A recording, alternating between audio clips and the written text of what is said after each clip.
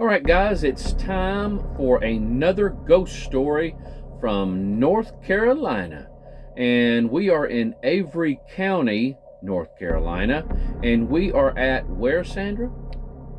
Plum Tree Campground and Retreat. Plum Tree Campground and Retreat. First time we've ever been to this campground, and it is really something else. We are really impressed with what they've done. So if you guys have never been to Plum Tree Campground in Avery County, North Carolina, come see this place. You will not be disappointed. And you don't have to be an RVer. They have something for everybody. Oh yeah. If you want to stay in cabins Tents. or tents, they just really they got a zip line. They got a trail for mountain bikes and for hiking. Mm-hmm. But this ghost story is not a long one. It's not a long one at all. It's called The Phantom Hiker of Grandfather Mountain. The Phantom Hiker of Grandfather Mountain. Now, I'm a hiker. I like to hike. I've been getting Sandra into hiking. And I'm also a avid backpacker. I like to backpack, go into the woods, deep into the woods. And a lot of times when people hear that I go deep into the woods, sometimes 4 to 6 miles into the woods, they're like, the first thing they think of is, aren't you afraid of a serial killer or an axe murderer out there? Or a bear. Or a bear, Usually, though, it's the morbid stuff, the stuff you see on TV and stuff. But I've never had anybody ever say, aren't you afraid of ghosts? I've never had anybody ask me that. Though, when I'm out into the woods, I will tell you this. When you're into the woods, deep into the woods, and you're the only one out there, it's like your senses go on overdrive.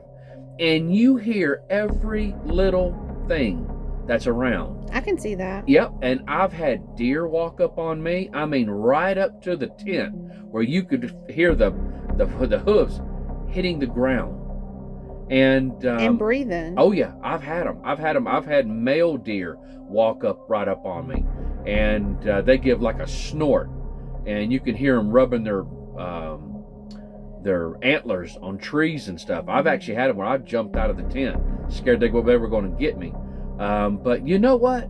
You hear all types of stuff.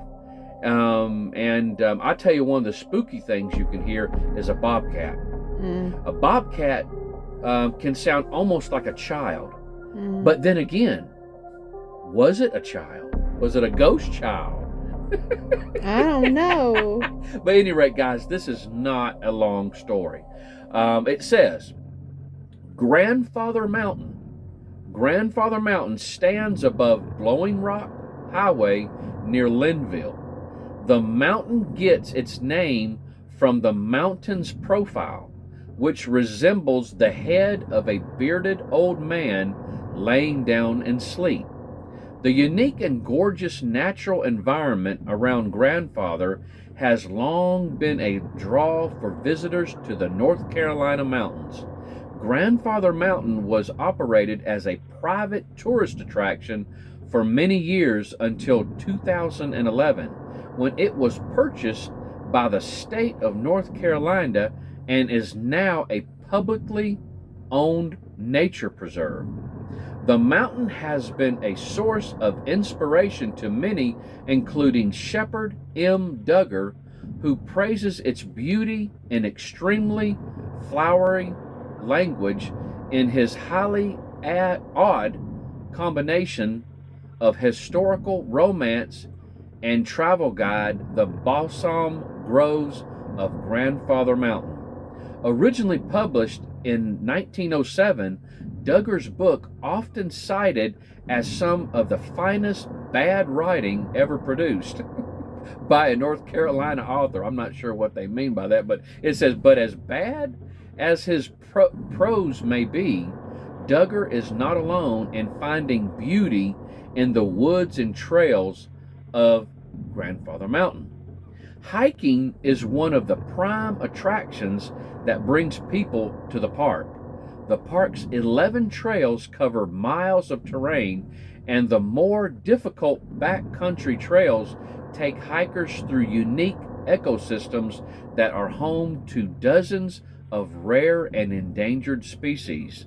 It's on one of these trails that something even more rare has been seen: the ghost of a lost hiker. The phantom hiker of Grandfather Mountain is said to be an older man, bearded, with a rough and grizzled appearance. He can be distinguished from a living hiker by the lack of neoprene and Gore-Tex in his wardrobe. Instead, he's said to wear old-fashioned workman's clothes that look like they're from somewhere in the middle of the 20th century. He wears a rough canvas army backpack and carries a long walking stick.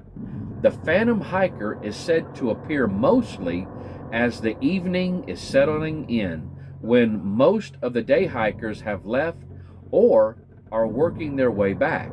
He never says anything and will never acknowledge any greeting. He simply appears walking along one of the trails in the backcountry, moves swiftly ahead of anyone else he encounters, and then simply vanishes. No one knows who this mysterious figure is.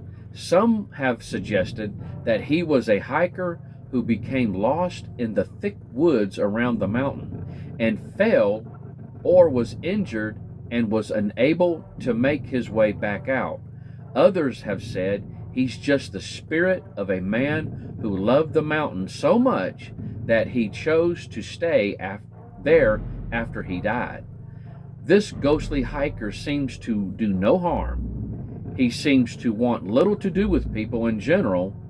He only seems to be there, like all the other visitors, to enjoy the natural wonder of Grandfather Mountain. And that, my friends, is the phantom hiker of Grandfather Mountain. You got anything to say? I don't want to go hiking there. For those of you that don't know, I'm a retired deputy sheriff from Rowan County, and one of the new recruits is also an avid hiker. And he was riding with me one day. We were talking about backpacking and hiking and stuff like that. He told me that I'm wanting to say he was at Grandfather Mountain. Mm-hmm. Grandfather Mountain. I don't know why, but I'm thinking he said he was at Grandfather Mountain. And he came in. I think there you have to sign in, tell them how long you're going to be or whatever. That way, if you're not back, they can go send somebody after you. But what happened was he came in, did his hike, left, and then, I don't know, it was sometime, after that, he got a phone call from the FBI.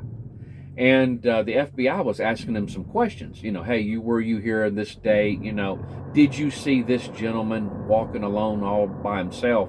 And he said, no, most people that I saw was walking with couples or other groups.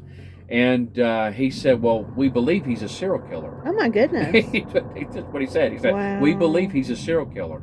And so he never did follow up with the FBI to find out anything scary. About it. But that's what they told him. That's wow. what they told him. And so, when it comes to hiking and backpacking and stuff, it's always important to, like with me and you, mm-hmm. I always give you a copy of the map, mm-hmm. where I'm going. Mm-hmm. I highlight where I'm going, and I tell you, if I'm not back by a certain time, mm-hmm. call somebody. Yeah. Something's happened to me. And so, and though I'm hiking, sometimes I get tempted to go off trail and stuff. I'll say, no, I'm going to stick to what I told them I was doing. mm-hmm. But it's always good to tell people where you're going. And this year, I'm going to get a personal locator device. Personal locator. And so I'm going to put a couple $100 into it. But guys, I will say, and I got to admit, I was taking chances out there. mm-hmm. If I go in there, 4 to 6 miles plus, and I break my leg, because the further you go in to the harder woods, the terrain is. No, it's not that. But the further you go in, the trail gets harder and harder to see, Oh. because people don't go that deep in. Very few do. Very few do. So there's not a lot of foot traffic where that trail would be. So a lot of times when I go, it's in the fall and winter. And so leaves are covering the trail. So if people don't go in, you know, let's just say if I'm doing a 12-mile day hike, a lot of times I lose the trail because people only go in so far and then they turn around and come right back out. So you lose that. So it's easy to get lost. But if I was to go, you know, way longer than what most people go and get hurt, I might not ever be discovered. And so I'm going to go ahead and invest one of those and have that as you know, one of my normal tools that I take in. But it's just you know, we live in an age of technology and stuff. But I will say this: everybody that I've seen out in the woods, the deeper I go in, the less people I do see. Most people, I haven't had anybody like this phantom hiker where he just completely ignores me. And so, but at any rate, guys, if you're ever in Grandfather Mountain and you see a guy dressed as I've just discussed, just tip your hat to him because he ain't gonna say nothing to you. You guys take care. Bye-bye. Bye-bye.